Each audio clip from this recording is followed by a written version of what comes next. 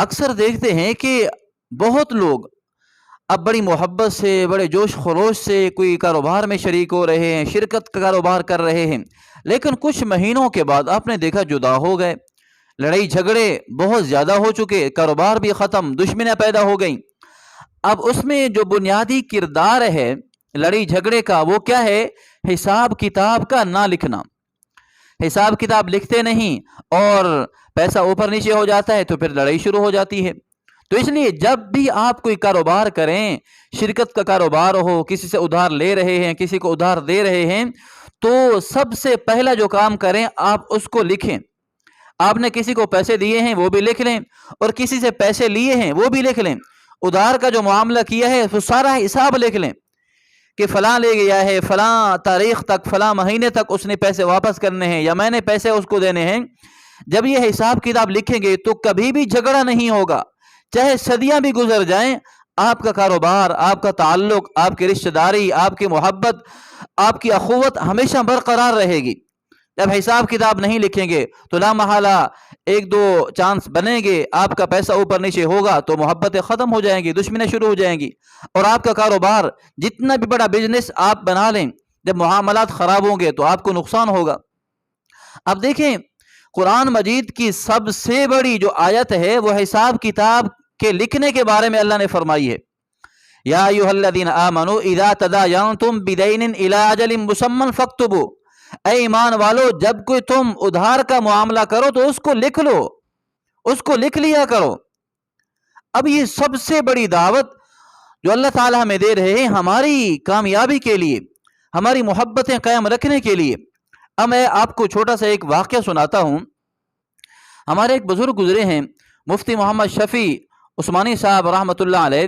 اب ان کے بیٹے ہیں مفتی رفیع عثمانی صاحب رحمۃ اللہ علیہ، وہ بھی وفات پا چکے ہیں، اللہ دونوں کی قبروں کو روشن فرمائے، نور سے بھر دیں۔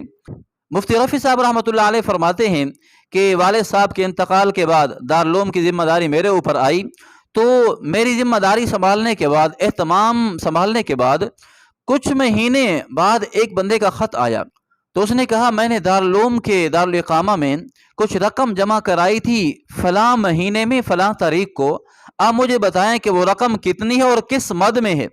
اب اس کا سوال دیکھیں، رقم کتنی ہے اور کس مد میں ہے۔ اب مفتی صاحب فرماتے ہیں کہ میں نے حساب کتاب والے سے کہا کہ یہ معاملہ آیا ہے، خط آیا ہے، اس کا جواب دو۔ تو فرماتے ہیں ہم نے دیکھا وہ رقم بھی لکھی ہوئی ہے اور وہ کس مد میں ہے وہ بھی لکھی ہوئی ہے، تو اس بندے نے یہ بھی کہا کہ اس کی رسید بھی میرے پاس ہے۔ اب مفتی صاحب نے سارا حساب کتاب کروا کے اس کو واپس بھیج دیا، بطور خط لکھ دیا کہ یہ آپ کا معاملہ ہے، آپ نے فلاں تاریخ کو فلاں مد میں رقم جمع کرائی تھی، تو صحیح سلامت وہی رقم واپس لکھوا دی۔ اب اس سے پہلے میں آپ کو بتاؤں کہ مفتی صاحب رحمۃ اللہ علیہ، مفتی رفیع عثمانی صاحب فرماتے ہیں کہ میں اپنی تنخواہ سے ڈیڑھ گنا زیادہ تنخواہ حساب کتاب کرنے والے کو دیتا ہوں۔ اپنی تنخواہ سے، مفتی صاحب کی جو بھی تنخواہ تھی، لیکن جو حساب کرنے والا ہے، معاملات لکھنے والا ہے، اس کو میں اپنی تنخواہ سے 1.5 گنا زیادہ تنخواہ دیتا ہوں کہ وہ حساب کتاب صحیح لکھے تاکہ معاملات خراب نہ ہوں۔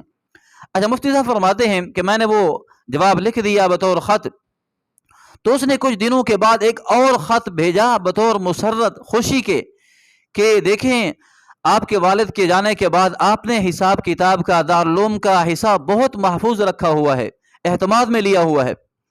لیکن سب سے جو عجیب بات ہے، قابل رشک ہے، مفتی صاحب فرماتے ہیں میں نے اس کو ایک خط اور لکھا، میں نے کہا کہ آپ ہمارا اسی طرح امتحان لیتے رہیں، ہم سے یہ پوچھ کرتے رہیں، دارالعلوم کے بارے میں ہم آپ کو جواب دیتے رہیں گے، اور آپ کے اس خط سے ہمیں خوشی ہوئی۔ سبحان اللہ، کیسے یہ لوگ تھے یار، اللہ تعالیٰ نے ان کو دین کی خدمت کے لیے چن لیا تھا۔ اچھا، آگے مفتی صاحب فرماتے ہیں کہ جہاں بھی جس معاملے میں جب کوئی لڑائی ہوئی ہے، معاملات خراب ہوئے ہیں، سب سے مین کردار حساب کا تھا، سب سے مین کردار حساب، کہ لوگ حساب کتاب رکھتے نہیں۔ مسجد کا معاملہ ہے، مدارس کا معاملہ ہے، کاروبار کا معاملہ ہے، شرکت کا معاملہ ہے، جو بھی معاملہ ہے حساب کتاب رکھتے نہیں۔ جب حساب خراب ہو جاتا ہے تو کوئی بندہ سوال کرے تو وہاں جھگڑا شروع ہو جاتا ہے، اور ہر بندہ اختلاف بھی کر سکتا ہے۔ تو اس لیے حساب کتاب رکھیں گے تو کبھی بھی آپ نہیں لڑیں گے، حساب کتاب آپ کے خراب نہیں ہوں گے۔ آپ کی محبت ہے، بھائی چارگی ہے اور رشتہ داری ہے، جو بھی چیزیں ہیں برقرار رہیں گی، بشرطے کہ آپ جو بھی چیز کسی کو دیں، کسی سے لیں، جو بھی معاملہ ہو آپ اس کو لکھ لیں۔